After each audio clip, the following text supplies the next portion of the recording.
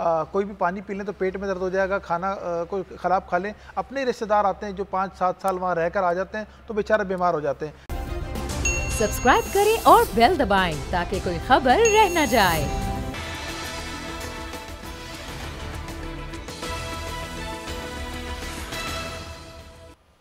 अस्सलाम वालेकुम, मैं हूं फैसल अजीज खान।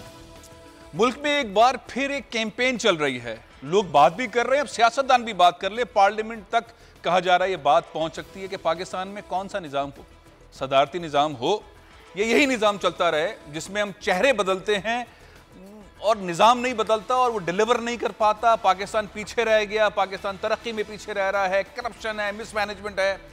तो कोई निज़ाम तब्दील होना चाहिए। कायदे आज़म मोहम्मद अली जिन्ना ने अपनी डायरी में एक ख़त लिखा था। अब मैं उस बहस में नहीं जा रहा पाकिस्तान में कौन सा निज़ाम होना चाहिए, कौन सा नहीं होना चाहिए। कायदे आज़म मोहम्मद अली जिन्ना क्या चाहते थे, उन्होंने अपनी डायरी में क्या लिखा था। मैंने चंद साल पहले एक प्रोग्राम किया था, लेकिन वो इतना तफसील से नहीं था। लेकिन बहरहाल उस ख़त को जिन शख्सियत ने मुझ तक पहुँचाया, मैंने उनका इंटरव्यू किया था। आज फिर वो मेरे साथ इस प्रोग्राम में शामिल हैं। मैं वो ख़त भी दिखाता हूँ। ये आपके सामने ख़त है, कायदे आज़म मोहम्मद अली जिन्ना की राइटिंग है। ये मुझ तक पहुँचाई थी पाकिस्तान के बल्कि आलम इस्लाम के बहुत बड़े साइंसदान हैं। पाकिस्तान के उस वक्त वफाकी वज़ीर थे, अब भी इस हुकूमत के साथ मुख्तलिफ टास्क फोर्स के अंदर काम कर रहे हैं। हमें बार बार बहुत इल्म पहुँचाते हैं। डॉक्टर अताउर रहमान साहब मेरे साथ मौजूद है। अस्सलाम वालेकुम डॉक्टर साहब। डॉक्टर साहब, ये ख़त आपने दिया, ये डायरी का वो पेज है जो कायदे आज़म मोहम्मद अली जिन्ना ने लिखा। इसमें क्या लिखा है? कायदे आज़म मोहम्मद अली जिन्ना पाकिस्तान में किस तरह की हुकूमत चाहते थे, क्या उनकी सोच में था? जी शुक्रिया। दरअसल कायदे आज़म मोहम्मद अली जिन्ना काफ़ी सोचते रहे कि किस तरह का निज़ाम आना चाहिए, और फिर उन्होंने अपनी डायरी में ये लिखा कि पार्लियामेंट्री जो सिस्टम है हुकूमत का, वो सिर्फ बरतानिया में कामयाब हुआ है, किसी और मुल्क में नहीं हुआ। और उसके आगे फिर वो उन्होंने लिखा कि प्रेसिडेंशियल सदारती निज़ाम जो है वो बहुत ज़्यादा मुनासिब होगा पाकिस्तान के लिए। और ये डायरी का जो अक्स है, ये फिर द जिन्ना एंथोलॉजी एक किताब है ऑक्सफोर्ड यूनिवर्सिटी प्रेस की, जो लियाकत मर्चेंट और शरीफुल मुजाहिद की एडिट की हुई है, की लिखी हुई है। तो उसके अंदर ये मौजूद था और उससे मैंने लिया। फिर इस हैंड राइटिंग को भी मैंने इंडिपेंडेंटली वेरीफाई करवाया और ये साबित हुआ कि ये उनकी अपनी ही हैंड राइटिंग है, कहीं इधर उधर से किसी ने लिख के नहीं दिया। तो ये कायदे आज़म मोहम्मद अली जिन्ना समझ चुके थे कि पाकिस्तान में जो निज़ाम है वो पार्लियामेंट्री निज़ाम नहीं चल पाएगा, क्योंकि यहाँ पर जो तबका है, जो फ्यूडल तबका है, वो कब्जा कर लेगा पूरे निज़ाम पर। हाँ। और इलेक्टिबल्स का सिस्टम शुरू हो जाएगा। हाँ। जो लोग पैसे होंगे वो 5, 10, 15, 20 करोड़ रुपए खर्च करके वो आ जाया करेंगे पार्लियामेंट में, और फिर तो उनको पहले ही महसूस हो गया था। लेकिन तो बिल्कुल वैसे ही हुआ है, ये ऐसे ही हुआ है। हमारी यहाँ सीटें बिक रही हैं, सेनेट में बिक रही हैं, कैश चल रहा है, पार्लियामेंटेरियन जो है पैसे देके बन जाते हैं, सेनेटर पैसे देके बन जाते हैं। इस बार फिर यही हुआ। तो कायदे आज़म ने 16 जुलाई 1947 को अपनी डायरी में ये लिखा कि पाकिस्तान के लिए प्रेसिडेंशियल फॉर्म ऑफ गवर्नमेंट, आप गवर्नमेंट में रहे हैं, आप वजीर रहे हैं, ऐसा हुआ क्यों नहीं? ऐसा हुआ क्यों नहीं? कायदे आज़म मोहम्मद अली जिन्ना की इस डायरी के इस पेज को आज एक बार फिर हमने मंजर आम पर ले आए हैं। ये पेज है, आप इसको आपने तफसीलात से बताया। आपके ख्याल में रुकावटें क्या रही हैं सारे प्रोसेस में? सबसे बड़ी रुकावट करप्ट सियासतदान रहे हैं, जो इस पूरे निज़ाम में लूट खसोट में मुलविस हैं और जिन्होंने पूरे निज़ाम को कंट्रोल कर रखा है। और इसके वजह से आप देखते हैं कि ना आपका जुडिशल सिस्टम काम करता है, ना पुलिस सिस्टम काम करता है। कानून उनके मतलब का बनवाया जाता है। जो बड़े बड़े चोर डाकू जो हेड करते रहे हैं वो आराम से बच के निकल जाते हैं। तो उनके इंटरेस्ट में नहीं है कि इस निज़ाम को बदला जाए, क्योंकि अगर ये निज़ाम बदलेगा तो फिर एक्सपर्ट्स आ जाएंगे, टेक्नोक्रेट्स आ जाएंगे मुल्क के अंदर, पढ़े लिखे लोग आ जाएंगे, पाकिस्तान तरक्की करने लगेगा। अच्छा, इसका आईनी एंगल क्या है? अजहर सिद्दीक एडवोकेट मेरे साथ मौजूद है। अस्सलाम वालेकुम। ये बताइए कि कितने लीगल पोजीशन, अब आपने अताउर रहमान साहब की बात भी सुनी, कायदे आज़म की डायरी का ये पेज भी देखा, प्रैक्टिकली कितना पॉसिबल है कि हम पाकिस्तान में ऐसा निज़ाम या इससे मिलता जुलता निज़ाम जो कायदे आज़म चाहते थे वो राइज कर सकें? फैसल साहब, पहले तो ये बात समझिएगा, हमारे यहाँ बड़ी एक कंफ्यूजन क्रिएट करने की कोशिश की जाती है कि जनरल अयूब का दौर पर सदारती निज़ाम था, फिर आप आ जाते हैं जनरल परवेज मुशर्रफ का सदारती निज़ाम था। बिल्कुल ये बात ही गलत है, मिसकंसेप्शन। तो फौजी जनरलों का निज़ाम था, देखा ना, वो यानी बुनियादी तौर पर वो जो समझने की बात है, आईने पाकिस्तान 1973 में जो सबसे बड़ा फ्लॉ है ना, यानी इस्लामी निजाम के अंदर तो पार्लियामानी निजाम की गुंजाइश ही मौजूद नहीं है। जितने बड़े स्कॉलर्स हैं वो सारा देख ले। आपका आईने पाकिस्तान की इब्तदा कहां से शुरू होती है? आइन का आर्टिकल 2(2)(a) पढ़ ले और 227 पढ़ ले। 227 भी कहता है कि सारा निजाम जो है इस्लामी और यानी उसने ओवरराइड करना है, इस सारी चीजों को सामने रखते हुए। ये इसमें कोई शक नहीं है। मैंने भी वो कायद-ए-आज़म साहब, कायद-ए-आज़म मोहम्मद अली जिन्ना का वो पढ़ा है, सदारती निजाम उनके हाथ का अपना नोट है। प्रॉब्लम ये है कि यहाँ किसी ने इस तरफ कोशिश नहीं की और सियासतदानों ने अपना, और खासतौर पर माफिया से अपना गठजोड़ कायम करने के लिए ये निजाम यहाँ पर नफाज की पूरी कोशिश करते रहे। यहाँ से अगर हमने जाना है तो हमें आइन में तरामीम करनी पड़ेगी, क्योंकि आपके आइन में मुकन्ना, इंतजामिया और पार्लियामेंट 3 निजाम बना दिया। पार्लियामेंट के निजाम में सेट कर दिया है सेनेट, नेशनल असेंबली, सूबाई असेंबली, और उसमें इलेक्शन का तरीका कार सारा कुछ वो प्रोवाइड। फिलहाल तो पॉसिबल नहीं है इस वक्त जो स्ट्रक्चर है पाकिस्तान में, वो पॉसिबल नहीं है कि हम मूव कर जाएं। ये पार्लियामेंट की मंजूरी के बगैर तो पॉसिबल है ही नहीं, और पार्लियामेंट में ऐसी ताकतें बैठी हैं जो ये नहीं चाहती, जैसे डॉक्टर अताउर रहमान साहब फरमा रहे हैं, इस तरह के हुक्मरान, इस तरह के वडेरे जागीरदार आ जाते हैं पार्लियामेंट में, वो लूट खसूट में होते हैं और वो आवाम के मसले के हल की तरफ जाते ही नहीं। तो इस वक्त तो पाकिस्तान में पॉसिबल नहीं है। देखिए, हकीकत तो बात यही है ना जी कि यहाँ सदर तो एक पोस्ट ऑफिस के तौर पर है, गवर्नर भी एक पोस्ट ऑफिस के तौर पर है। सारा निजाम जो है वो वजीर आजम चलाता है। वजीर 90 और 91 आर्टिकल देख ले, वजीर आजम और काबीना चलाती है। यहाँ हमारे पास क्या तरीका है कार के, आर्टिकल 48 के अंदर मौजूद है आपके पास प्रोविजन रेफरेंडम कराने का। वजीर आजम की एडवाइस पे सदर बाकायदा एक रेफरेंडम पूरे पाकिस्तान में करा सकते हैं कि पाकिस्तान को कौन सा निजाम चाहिए, और बात ये चीज तय हो जाती है कि बैठकर कि पाकिस्तान को जो निजाम है ये सदारती निजाम की तरफ जाना चाहिए। और उसके बाद अगले को इलेक्शन आते हैं तो अगले इलेक्शन में इलेक्शन इस बुनियाद पर होंगे कि इसका निजाम जो है वो सदारती निजाम होगा। फिर अगली जो असेंबली आपकी आती है वो पाबंद होगी कि बाकायदा जो है इसको आईनी तौर पर इस आइन को तरमीम करके उसको कंपैटिबिलिटी जो है ना प्रेसिडेंशियल फॉर्म ऑफ गवर्नमेंट की तरफ ले जाए। लेकिन मौजूदा हालात में अगर कहें कि यहाँ सदारती निजाम का नफाज हो जाएगा तो वो इस आइन के साथ रहते हुए वो नामुमकिन नजर आता है, मुमकिन नहीं है। बहुत बहुत शुक्रिया आदर सिद्दीकी साहब, बहुत बहुत शुक्रिया। डॉक्टर अताउर हम आते हैं, एक और एंगल पर हम बात करेंगे, लेकिन मैं फिलहाल ले रहा हूँ न्यूज ब्रेक।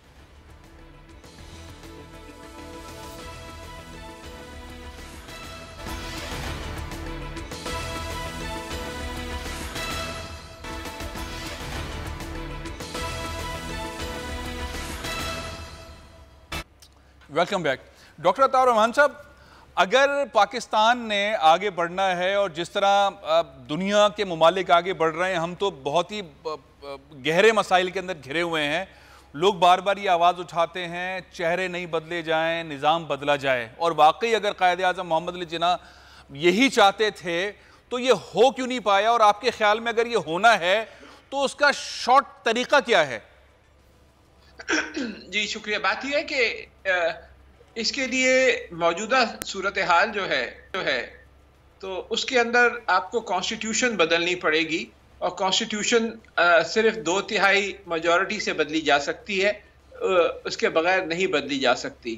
तो या फिर आप कॉन्स्टिट्यूशन को सस्पेंड करें और इमरजेंसी डिक्लेयर करके रेफरेंडम कराएं, और फिर क्योंकि कॉन्स्टिट्यूशन जो है वो पाकिस्तान क्या चीज ज्यादा अहम है, पाकिस्तान या कॉन्स्टिट्यूशन? कॉन्स्टिट्यूशन पाकिस्तान के लिए है, पाकिस्तान कॉन्स्टिट्यूशन के लिए नहीं है। तो अगर आपने देख लिया है कि आपकी जो मौजूदा कॉन्स्टिट्यूशन है वो नहीं चल पा रही, जिसकी बहुत सारी वजूहात हैं, तो आपको गौर करना पड़ेगा कि क्या तब्दीली। आज की दुनिया इल्म की दुनिया बन चुकी है, टेक्नोलॉजी की दुनिया है, स्पेशलाइजेशन की दुनिया है। आज जो है अगर आपको आगे बढ़ना है तो आपको इन्वेस्ट करना पड़ेगा तालीम में, साइंस में, टेक्नोलॉजी में और जिद्दत तराजी में। जब ही आप तरक्की कर सकते हैं, जब क्योंकि इस चौथे जो सनती इनकलाब आ चुका है। और ये जैसे अभी फरमाया आपसे कि पाकिस्तान में कभी सदारती निज़ाम रहा ही नहीं, सदारती निज़ाम में जमहूरियत नहीं रहा। तो जो मिलिट्री रजीम रही है, सदारती निजाम में क्या इलेक्ट होता है, जो भी सदर होता है bye open and fair free elections. तो आपके ख्याल में ये चेंजिंग्स करनी पड़ेंगी तभी हो सकता है, इसके अलावा कोई और ऑप्शन नहीं? इमरजेंसी नाफिज की जाए, रेफरेंडम कराया जाए, रेफरेंडम के बाद क्या हो? लेकिन डॉक्टर साहब एक चीज बताइए, जब कायदे आजम मोहम्मद अली जिन्ना अपनी डायरी में लिखते हैं और वो लिखते 16 जुलाई 1947 को हैं, पाकिस्तान बनने से तकरीबन 1 महीना पहले ये लिख देते हैं कि पाकिस्तान में प्रेसिडेंशियल फॉर्म ऑफ गवर्नमेंट होनी चाहिए, और वो खुद भी प्राइम मिनिस्टर का रुतबा नहीं लेते, खान लियाकत अली खान को प्राइम मिनिस्टर बनाते हैं और खुद प्रेसिडेंट के लेवल पर ही, गवर्नर जनरल के लेवल पर आ जाते हैं, तो ये एग्जीक्यूट क्यों नहीं हुआ? उनको जिंदगी इतनी नहीं मिली, उनकी सेहत बहुत कमजोर थी, ये छुपा के रखा गया था। पार्लियामेंट जब उस वक्त पार्टीशन हुई थी कि आपकी सेहत की क्या सिचुएशन है, अगर ये पता चल जाता हिंदुस्तान में तो पाकिस्तान बन ही नहीं पाता। और तो इतने कमजोर थे वो कि उसको अगर जिंदगी होती और ताकत होती तो यकीनन वो बदलते ही। यानी कि अगर अब हमने पाकिस्तान को कायदे आजम मोहम्मद अली जिन्ना की हिदायत पे, उनकी इंस्ट्रक्शंस पे बनाना है तो पाकिस्तान में सदारती निज़ाम ही राइज करना होगा। जी बिल्कुल, मेरा यही ख्याल है। बहुत बहुत शुक्रिया डॉक्टर अताउर रहमान साहब। लेकिन मैं मौजू पर भी बात करना चाहता हूँ। पाकिस्तान समेत सारी दुनिया के अंदर कोविड-19 की जो ये 5वीं लहर है, इसने बहुत तबाही मचाई है। कराची के अंदर 48% पॉजिटिव केसेस हैं, लेकिन दुनिया के अंदर इसकी हैंडलिंग बड़ी आसानी से हो रही है। अमेरिका के अंदर बहुत आसानी से, यूके के अंदर जहाँ बहुत केसेस आ रहे हैं, 1-1, 2-2, 3-3 लाख आ रहे हैं, वहाँ पर भी उन्होंने तो कहा कि मास्क भी ना लगाएं, और उन्होंने वो सोशल डिस्टेंसिंग वाला फार्मूला एक दे दिया है। यूरोप के अंदर, मिडिल ईस्ट के अंदर, पाकिस्तान में सख्तियाँ हैं, जिससे उस सतह की सख्तियाँ नहीं है, लेकिन बहरहाल ऐसी सख्तियाँ ज़रूर है जिससे इकनॉमिकली दबाव आ रहा है बिजनेसेस के ऊपर। तकरीबन 18 महीने तक रेस्टोरेंट्स, पाकिस्तान के तकरीबन 1 लाख से ज़्यादा रेस्टोरेंट्स बंद रहे।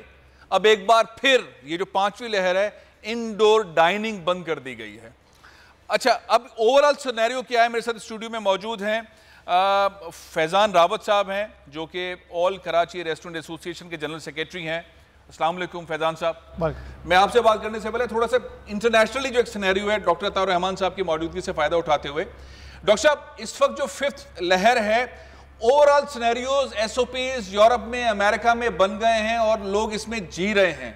पाकिस्तान में जो सख्ती की गई है ये ठीक है या इसमें वैसे ही SOPs की जरूरत होनी चाहिए जैसे कि अमेरिका में और यूरोप में है? बात यह है कि हमारा जो सेहत का निज़ाम है उसका मुकाबला आप अमेरिका या यूरोप के सेहत के निज़ाम से नहीं कर सकते।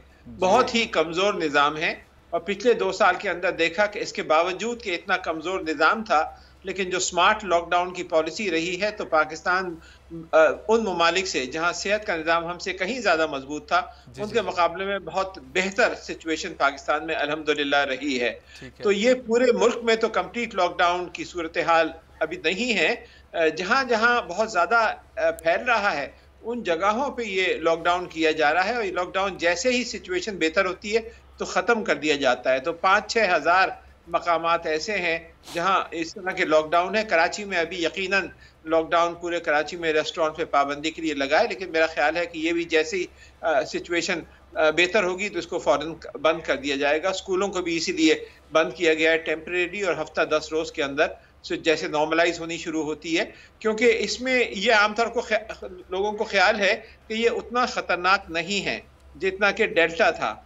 लेकिन ये एक गलत अंदाजा है लोगों का। यकीनन मोर्टेलिटी रेट कम है इसका डेल्टा के मुकाबले में, लेकिन फैलाव जो है 500% ज्यादा है। तो 500% ज्यादा है, 500%। अच्छा डॉक्टर साहब, मैं एक क्लिप दिखाता हूँ आपको। ग्रीन लाइन चलती में जो लोग, शहरी खवातीन, नौजवान, बुजुर्ग उस ग्रीन लाइन में सफर करने के लिए क्यों लगा रहे हैं, वो जरा एक मंजर देखें, और फिर इसको देखते हुए जो SOPs के साथ फैसला किया गया है कि रेस्टोरेंट्स के अंदर ना जाया जाए, उसके बारे में सोचें। लेकिन जरा एक क्लिप देखिए, फिर फैज़ान साहब से बात करते हैं।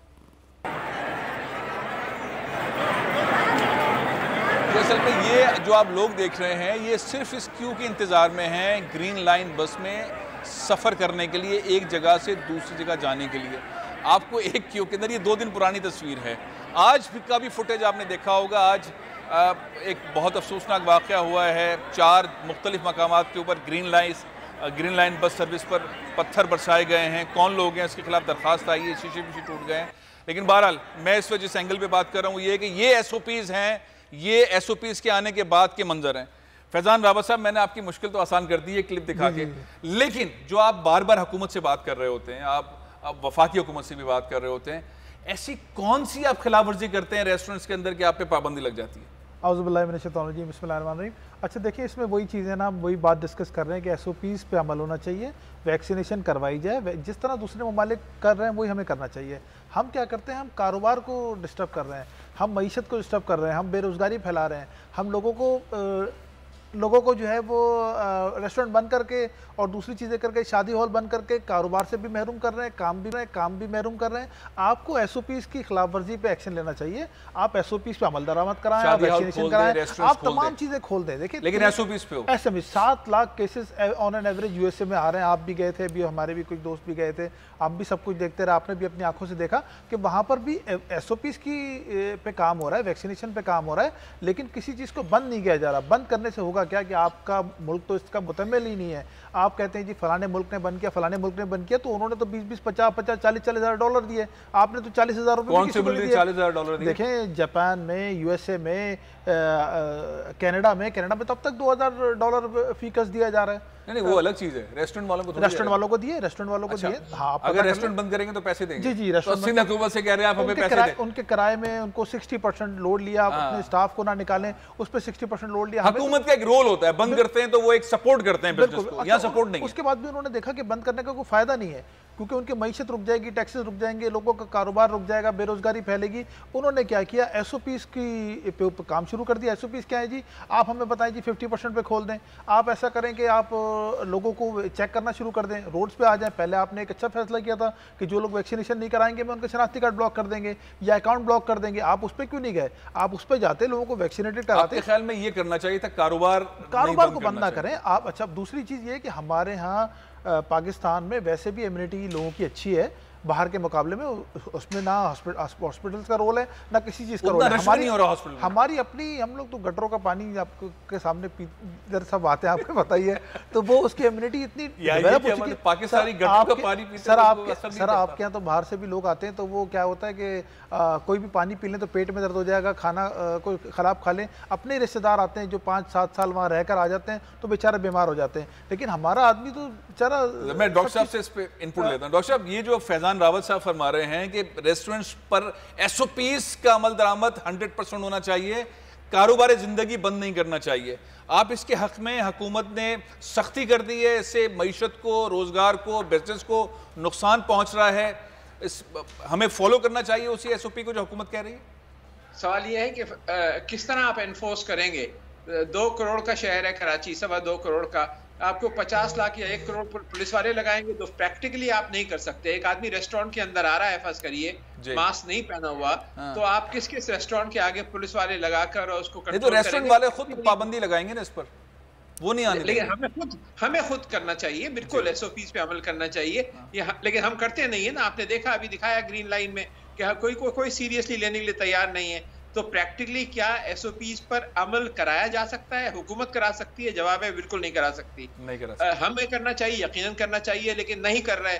तो अब रह क्या जाता है चारा इसके सिवाय इसके कि आप टेम्परेरी हफ्ता 10 रोज के लिए बंद करें, हालात सिचुएशन कंट्रोल हो फिर खोलें, वरना जो प्रैक्टिकली आपके पास मुमकिन नहीं है कि आप एसओपीज़ को जबरदस्ती अमल कराएं।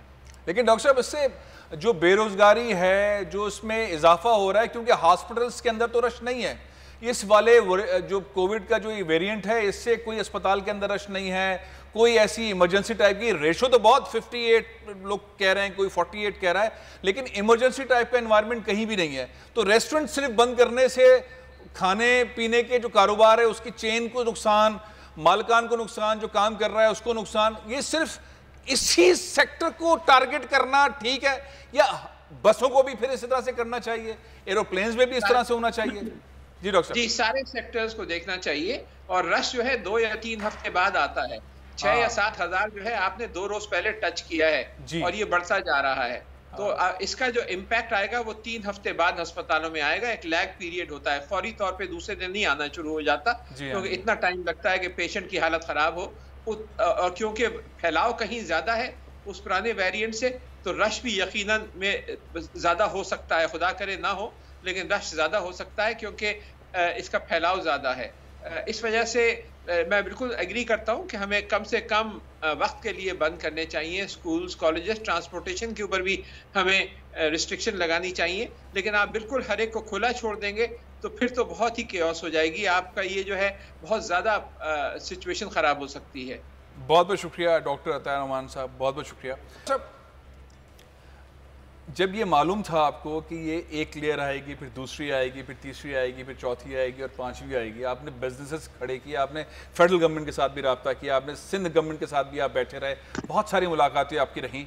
इस सारे प्रोसेस के अंदर जब ये पांचवी लहर आई तो क्या हुकूमत ने आपसे रब्ता किया, आपने उन्हें तजावीज़ दी, ये जो बात आप कह रहे हैं उन्होंने कंसिडर की?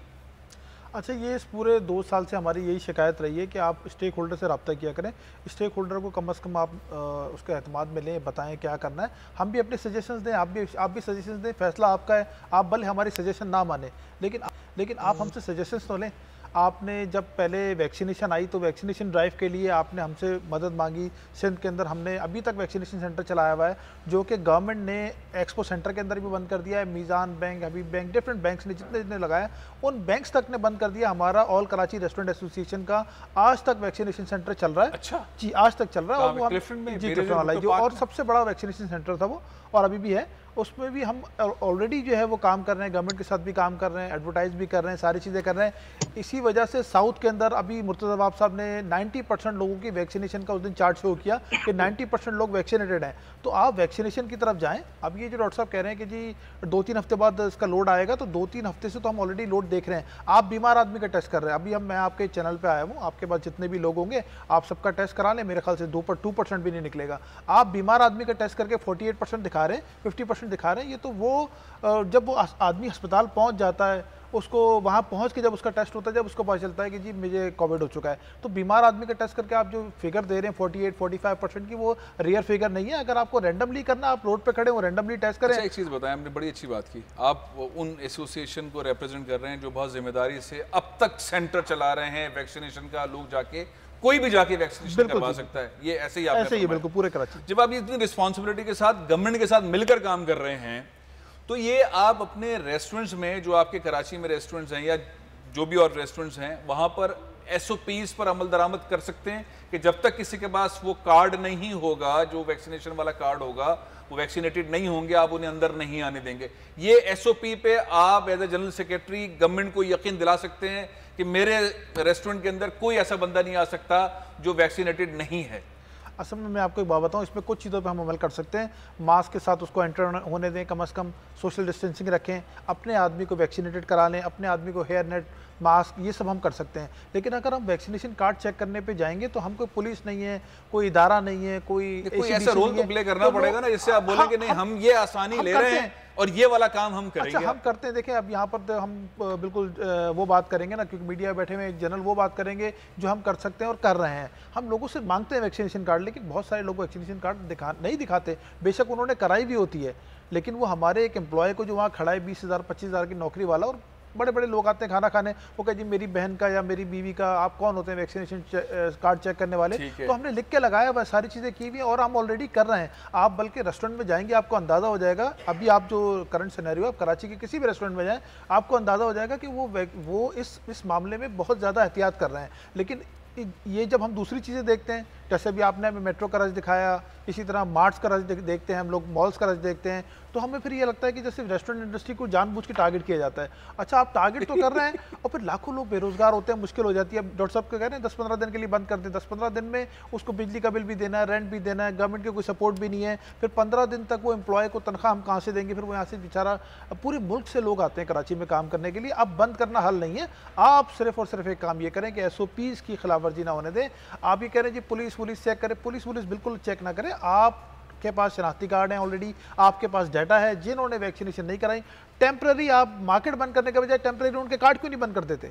टेम्पररी उनके अकाउंट क्यों नहीं बंद कर देते? जो आप हमें तो बोल रहे हैं 7-10 दिन के लिए बंद हो जाओ, आप उन लोगों को जो वैक्सीनेशन नहीं करा रहे उनको क्यों नहीं सजा दे रहे?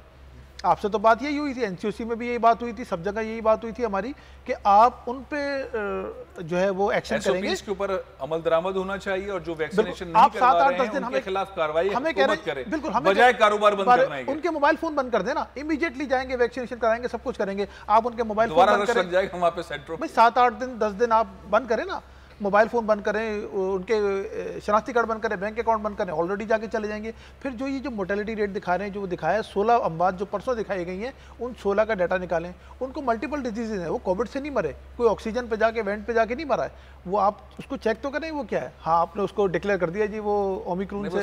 सीएम साहब फरमाते हैं टोटल केसेस इतने हैं, इतनी अमवात हैं, जाहिर है सीएम वो तो फॉलो करेंगे ना, देखें वो एक प्रोटोकॉल तो फॉलो करेंगे ना, लेकिन वो उसको मल्टीपल डिजीज हो सकती है, वो 70, 80, 90 की एज का हो सकता है। अब एक खातून थी, वो गई हुई थी, उन्होंने कहा, मैं फ़ोन आया कि जी मेरी नानी है 95 ईयर्स की एज है, अचानक इंतकाल हो गया, वो कह रहे हैं ओमिक्रॉन है। तो बहुत अच्छी तजवीज़ दी आपने फैजान रावत साहब, बहुत बहुत शुक्रिया आपका। कोविड का ये कोई आखिरी वेरिएंट नहीं है, हो सकता है इस ओमिक्रॉन के बाद कोई और आए भी थे 3-4, एक के बारे में कहा था कि सिग्मा बहुत ख़तरनाक है, लेकिन वो सिग्मा उतना ख़तरनाक साबित नहीं हुआ। इनकी हैंडलिंग उसी तरीके से स्टेक होल्डर्स के मशवरे से करेंगे तो बेरोज़गारी और मईशत को वो नुकसान नहीं होगा, टैक्स में कमी नहीं आएगी। अदरवाइज़ अगर आंखें बंद करके एक नोटिफिकेशन जारी कर देंगे तो बेचैनी होगी, और बेचैनी पैनिक के अंदर और एक अजीब सी बेरोज़गारी और मईशत को नुकसान वाली सूरत हाल हो सकती है। तजावीज़ बहुत अच्छी आई हैं, अब देखते हैं वफाकी हुकूमत और सिंध हुकूमत इस पर कितना अमल करती है।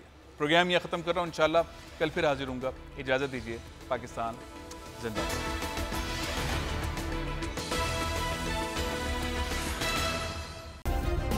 सब्सक्राइब करें और बेल दबाएं ताकि कोई खबर रह न जाए।